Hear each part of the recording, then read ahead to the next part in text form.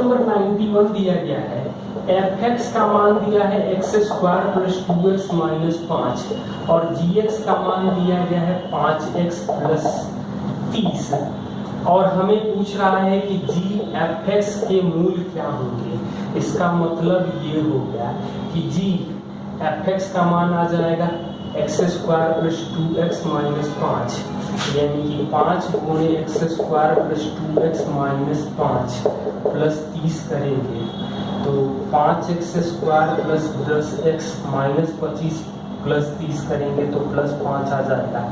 तो 5x square plus 2x plus 1 करेंगे तो इसके मूल आएंगे -1 और -1। क्वेश्चन नंबर 91 हो गया। 92 इसी से बन रहा है, एफ जी एक्स की बहुपद की घात जो है वो 3 है और जी एक्स की बहुपद की घात जो है वो 2 है। ऐसा हमें पूछ रहा है कि स्टेटमेंट सही है या गलत है। तो एफ जी एक्स करेंगे मतलब कि एफ ऑफ 5x प्लस 30 करेंगे मतलब कि 5x प्लस 30 का square plus 2 into 5x plus 30 minus 5 करेंगे तो यहाँ तो पावर 2 ही आएगा, घात 3 कहाँ आ रहा है। स्क्वायर एक्सपेंड करेंगे तो स्क्वायर ही आएगा। जी एक्स करेंगे मतलब जी 5x प्लस 30 करेंगे तो 5 गुणे 5x प्लस 30 करेंगे तो ये भी तो लीनियर ही रह रहा है और इसके घात के 2 के बारे में चर्चा कर रहा है, मतलब दोनों कथन गलत है यानी ऑप्शन डी आ जाएगा। डी में दिया है एच एक्स बराबर 5f(x माइनस एक्स जी एक्स का अवकलन क्या होगा। मतलब 5f(x) का मतलब ये आ जाएगा 5x square plus 10x minus 5 into 5 यानी कि 25 हो जाएगा माइनस 5x से गुणा करेंगे तो ये आ जाएगा हमें 5x square plus minus 30x यानी कि 5x स्क्वायर तो कट जाएगा यानी कि माइनस 20x माइनस 25 है ये hx का वैल्यू। तो इसका अवकलन जो आ जाएगा वो माइनस 20 आ जाएगा, कांस्टेंट का वैल्यू हो जाएगा। नंबर 94 दिया गया है, I1 दिया गया है 0 से पाई x dx upon 1 plus sine x और I2 दिया गया है 0 से पाई x minus pi dx 1 minus sine pi plus x। तो I1 का मान क्या होगा और I1 I2 का मान क्या होगा। तो इसको हम लोग तो लिख सकते हैं 0 से पाई x minus pi dx 1 plus sine x। मतलब ये कह सकते हैं कि दोनों का मान बराबर है, I1 बराबर I2 होगा। ये एक कंडीशन दिखाई दे रहा है। अब क्या कर सकते हैं, जब दोनों मतलब इसको x को रिप्लेस कर दे पाई माइनस x से, I1 जो आ जाएगा वो 0 से pi minus x dx upon 1 plus sine pi minus x sine x ही रहेगा। तो 0 से पाई कांस्टेंट है 1/1 plus sine x dx minus I1 आ जाएगा मतलब 2I1 होगा। तो I1 का वैल्यू आएगा पाई/2 0 से pi 1 minus sine x by cos square x। और अब इसको आप लोग सॉल्व कर सकते हैं सेक x मतलब पाई/2 0 से pi sec square x minus tan x into sec x और इसको इंटीग्रेट करके देख सकते हैं तो इसका वैल्यू पाई आ जाएगा। I1 I2 बराबर है तो I1 प्लस I2 पूछा गया है अगले क्वेश्चन में, तो इसका वैल्यू जो आ जाएगा वो 2 पाई आ जाएगा। tan y बराबर c1 माइनस e का पावर x है। द्वारा वक्र कुल को निरूपित करने वाले अवकल समीकरण क्या होगा। तो sec square y dy by dx बराबर c minus e power x होगा।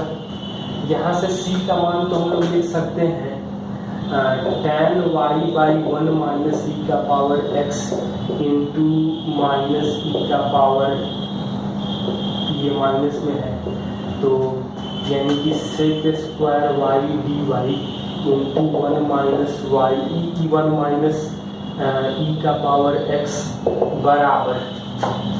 बराबर में इसको भी माइनस इधर जाएंगे तो ई का power x tan y d x बराबर 0 आ जाएगा।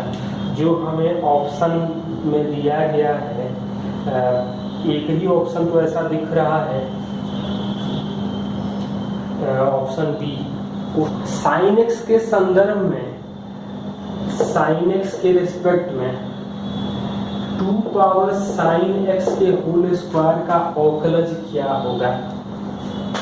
मतलब हम लोगों को पूछा जा रहा है 2 साइन एक्स का स्क्वायर का अवकलन साइन एक्स के रिस्पेक्ट में। मतलब हम लोग ये जानते हैं dy बाई डी एक्स को लिख सकते थे dy by d t upon d x by d t. यहाँ साइन एक्स के रिस्पेक्ट में दोनों को डिफ्रेंशिएट कर दें तो a पावर x का डिफ्रेंशिएशन क्या होता है, तो 2 पावर साइन एक्स का whole square into sine square x हो जाएगा 2 sine x cos x log 2 tan 2 upon sine x का डिफरेंशिएशन तो कॉस एक्स हो जाएगा, कॉस एक्स को कट जाएगा तो 2 का पावर साइन एक्स का स्क्वायर इंटू साइन एक्स, ये 2 है तो लॉग में चला जाएगा तो लॉग 4 लिख सकते हैं। ln 4 करके ऐसा ऑप्शन दिया गया है जो ऑप्शन ए है। क्वेश्चन नंबर 98 दिया गया है कि के किस मान के लिए fx is equal to 2x plus 1/4x less than 0 है। k है x बराबर 0 है और x प्लस 1/2 का होल स्क्वायर है। x जब 0 से बड़ा है तो k के किस मान के लिए सतत है। तो कंटिन्यूअस होने के लिए 0 पर, लेस देन 0 पर और ग्रेटर देन 0 पर तीनों वैल्यू बराबर होनी चाहिए। मतलब कि यदि हम लोग यहाँ 0 पुट करते तो k का मान आ जाएगा 1/4। कोई सॉल्व करने की डिटेल में ज़रूरत नहीं। क्वेश्चन नंबर 99 वाई स्क्वायर बराबर 2x और y बराबर x के बीच का परिबद्ध भाग का क्षेत्रफल क्या होगा। तो यहाँ से हम लोग मान रखेंगे मतलब x स्क्वायर बराबर 2x, तो ये जो कट करेगा तो ये 0 0 पर और 2 2 पर कट करेगा। मतलब इसका तो ये लाइन आ जाएगा। कर्व कैसा होगा, तो कर्व हम लोग देख सकते हैं कि x हमेशा पॉजिटिव होगा तो ऐसा कुछ कर्व बनेगा 2 2 पर। तो इसके बीच का एरिया पूछा गया है तो हमें ये एरिया क्या मिलेगा, तो इस एरिया के बारे में हम लोग कह सकते हैं कि 0 से 2 तक 2√x माइनस x का इंटीग्रेशन कर ले या √x का इंटीग्रेशन करके ट्रायंगल का एरिया भी घटा सकते थे। तो ये आप लोग कर सकते हैं, √2 बाहर कर लें 2 का पावर x का power 3/2 2/3 minus x square by 2 limit 0 से 2 तक। तो आप लोग कैलकुलेट करके देखेंगे तो ये वैल्यू आ जाएगा 8/3 और ये आ जाएगा 4/2 यानी 8/3 माइनस 2 यानी 2/3। या इसका एरिया निकाल करके ये 2 2 हो जाएगा तो area of triangle 1/2 base into height से 2 एरिया मिल जाएगा, तो उसको भी घटा के कर सकते हैं। तो दिया गया है कि fx is equal to x³ / 3 - 5x² / 2 plus 6x plus 7 किस इंटरवल में इंक्रीजिंग है, मतलब t में इंक्रीजिंग है और s में डिक्रीजिंग है और दोनों दिया गया है किस ऑप्शन में। तो f' जो आ जाएगा 3x² / 3 मतलब x² 5 गुणे 2x² / 2 यानी कि 5x आ जाएगा प्लस 6 मतलब इसका जो फैक्टर आएगा x - 2 x - 3 आ जाएगा। तो ये 2 और 3 तो 2 3 के बीच में डिक्रीजिंग होगा और 3 से बड़ा 2 से छोटा में इंक्रीजिंग होगा। मतलब इंक्रीजिंग जो t दिया है -∞ से 2 यूनियन 3 से ∞ और डिक्रीजिंग का s दिया गया है तो वो 2 3 के बीच में आ जाएगा।